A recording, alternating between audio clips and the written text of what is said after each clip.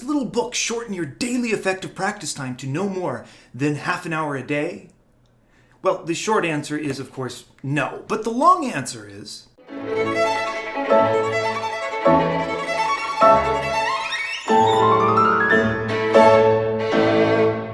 Murphy for Murphy Music Academy, and today I want to talk about this little interesting book that I picked up in the efforts to rebuild my music library when I lost a bunch of music 4 years ago.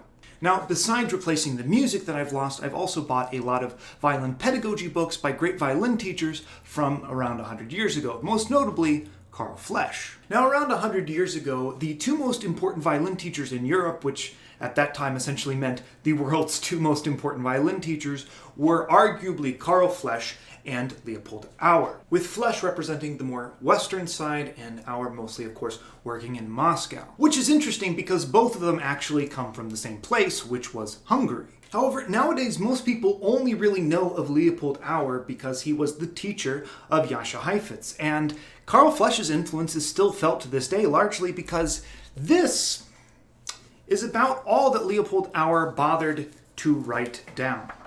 Now, Auer, while this is a very interesting book, was not very detailed in his approach, especially when it came to technique. Now, the second half of this book is more on musicality, and that is actually really worth reading. His ability to write suddenly jumps up about 5 levels when he starts talking about musicality and timing and phrasing and all of that other stuff that, of course, is the end result of all of the technique stuff that we want to do. However, if you want to have a detailed approach to technique, Carl Flesch is your guy. He was the guy who basically tried to break down every little aspect of technical problems that someone might have and figure out a practical step to fix them.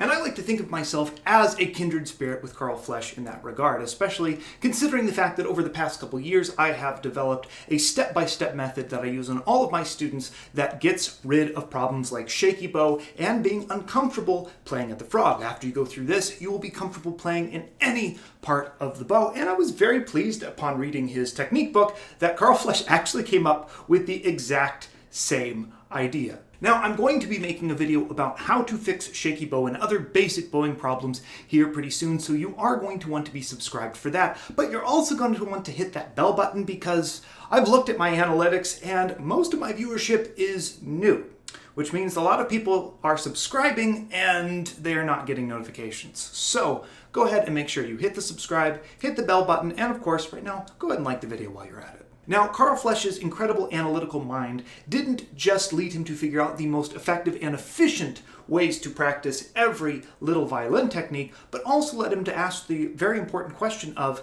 if I'm already a professional violinist and life has made it so I don't really have that much time to practice anymore, what is the bare minimum I have to do just to upkeep this technique that I've built over so many decades and worked so hard for? This led him to write Urstudien. How do you say that in German? Urstudien. Urstudien.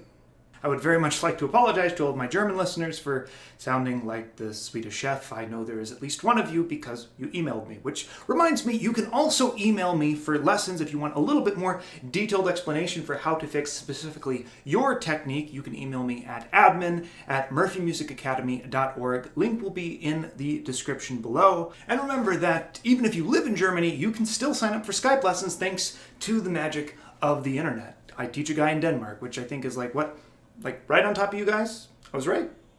I may have never left this continent, but I'm not a completely ignorant Amerimut. Now back to basic studies. This book was not intended to replace a violinist's normal practice day, which of course should include scales, etudes, and whatever pieces of music they happen to be working on. The idea was that if, for whatever reason, you were unable to complete a full practice day, you could go through the contents of this book in about half an hour and at the very least upkeep what you'd already worked on. So of course the real question is, how well does it work? Let's say that, you have a few dozen students and you also work at a school and you run your own business and you try to make videos for YouTube channel, and that doesn't really leave a whole lot of time to practice. Or let's say you're not performing anywhere because all of the orchestra stuff has been shut down for the past year, so you don't really have any particular pieces of music you want to work on. Is this something that you should just keep playing through every day to be able to at least not lose anything that you've practiced? To investigate that, let's go to the practice room. Now, one of the things that Carl Flesch really liked to do was to break down technique into its most component parts, which is why in the scale system, he essentially breaks everything down into scales, arpeggios, broken thirds, and chromatics, and then proceeds to have the student practice each of those in different iterations. The idea was that these are what you're going to be running into in most of your music in one form or another most of the time. So these are the things that you should just keep practicing in your hand, even if you're not practicing it specifically in your music every single day.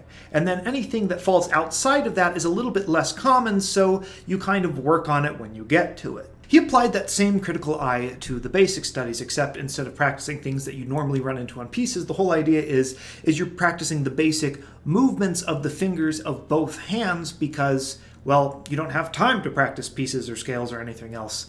Now, the first exercise that he wants you to do is actually something that I basically ignored as part of the practice when I was going through this because it's this exercise, which I do this about every day anyway because I teach this to all of my students. It's something that if you don't already know how to do it, you should learn because it's very important in sort of waking up your bow hand and learning how to balance the bow in your fingers while you're playing. The next bit, we move on to exercises that are just for the left hand, no bow involved, which is kind of fun because then you can just listen to a podcast or a audiobook while you do it. So here, what we're doing here is we're holding the fingers there that with the whole notes, you're holding those fingers down while moving the fingers designated by the 16th notes up and down. Now, what he's trying to maintain through having you practice this is what he would refer to as finger elasticity. The idea that when you stretch your finger back, the natural reaction is for your finger just to come back to the strings without any extra effort. That way, you have a seamless and easy way of performing the most basic motion of the left hand, which is something I touched on a little bit in my video on how to play the most difficult violin techniques. Next, we are still holding down 3 fingers while moving the 4th, but instead this time we are not working on finger elasticity, but finger flexibility. So you're going to be scooting and stretching each finger back and forth while holding the other 3 in place. Now, this one will provide a lot of strain on your hand and your fingers, so you'll actually probably need to take a break before you finish it, and that is actually what he explicitly recommends in the book notes. The last exercise we are doing with the left hand only still involves holding 3 fingers down and moving the 4th, but this time we are hopping the fingers across different strings. This is to train for the movement involved in the playing of chords and other double stops. The next thing is, yes, of course, scales. There's no way you're getting out of playing scales, even if you're practicing only 30 minutes a day. And because the idea is to practice for such a short period of time, you get to do all 24 scales in one sequence. And the trick here is that all of these 4 scales at a time, or sometimes 2, depending on which ones you're doing, is done with a different part of the bow. This way, we get to knock out scale practice and keep a check on our bowing technique at the same time. The next is this, which is probably the most awkward bowing exercise that I have ever had the pleasure to do, which is entirely the point.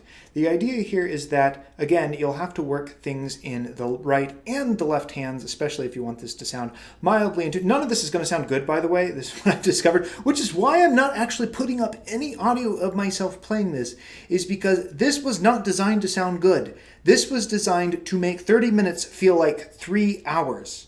Okay, so this is incredibly awkward to play, incredibly difficult to play in tune, which is the whole design of it. If you're going to do this exercise, which is only supposed to take, as you see here, 4 minutes. Yeah, you see there's only supposed to take 4 minutes. Then, it better be worth all those 4 minutes. It's like the Tabata or the HIIT training of violin bowing and finger exercises. So, to conclude, we have a series of exercises covering the most fundamental basic motor patterns of both the left and right hands done in possibly the most uncomfortable and straining ways imaginable, with a smattering of scales thrown in at the end. And the question, of course, now is, how well does it work? Like I had alluded to at the beginning, this was never actually intended to replace a normal student's practice time, and if you are a serious student of violin, you should be practicing anywhere between an hour and a half to 3 hours, or maybe even 5 hours if you're that serious, a day. The whole purpose of Urstudien was to help people that had already achieved a certain level of technique maintain it in times of their life where, because of whatever happens to be going on, you just don't have the time to put in for normal practicing. But on the level of which it's intended as something that's supposed to help you keep up with whatever you have before while you're going through a tough time where you just can't get things done, does it work then? And I would have to say the answer is yes, but gosh, is it so hard to get through. One of the reasons I was kind of excited to get into making this video was because I knew that my January was going to be absolutely crazy, so I wanted to give it a try and see how well it worked when I definitely did not have the time to practice, especially since I'm not performing for anything this year. I don't have anything specifically I have to practice, so it seemed a good way to see if this can work to keep up my technique and keep my fingers and bow arm in shape.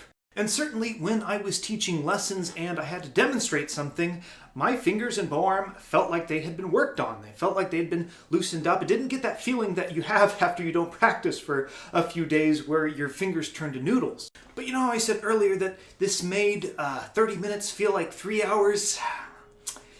Yeah, it's extraordinarily repetitive, extraordinarily intense, and extraordinarily boring and not musically interesting at all, which of course is the whole reason hopefully you're playing violin, not to keep up with all of your physical abilities, but to play music. So to conclude, Carl Flesch's Urstudien is brilliant, just like Carl Flesch was, and if you are at a high level, it's probably not a bad thing to have in your library, just in case you have those days where you can't really do much and you just need to do something to keep yourself in shape. But outside of that, just make time to practice. It really is worth it. 3 hours that feels like 30 minutes feels like a much better trade-off to me, if you have time, which unfortunately most of the time I don't. Anyway, I've been Tobiah Murphy for Murphy Music Academy. Please, of course, like, share, and subscribe. And, of course, if you have any questions, comments, or anything else, put it down below. And remember, there is no pleasure in mediocrity. Happy practicing, which I hope goes longer than 30 minutes, and I'll see you next time.